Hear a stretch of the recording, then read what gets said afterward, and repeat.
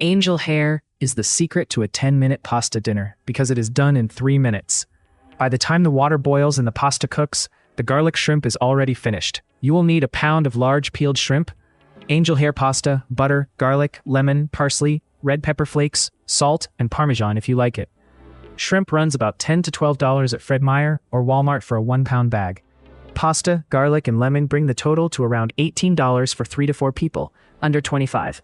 Total time from cold pan to table is 10 minutes. Mince 4 cloves of garlic, juice half a lemon, roughly chop a handful of parsley. Thaw the shrimp under cold running water for 2 minutes if frozen, then pat dry. Boil a full pot of salted water.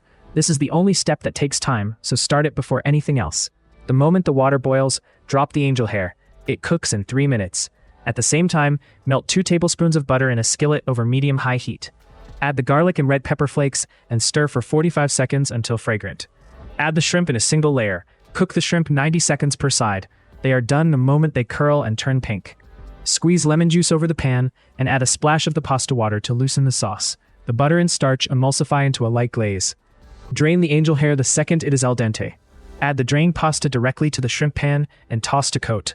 The angel hair picks up every bit of garlic butter from the pan.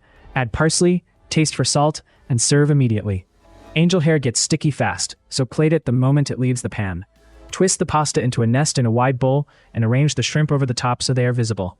Spoon any remaining sauce from the pan over everything. Finish with extra parsley and parmesan if using. The whole dish should look glossy, garlicky, and fast.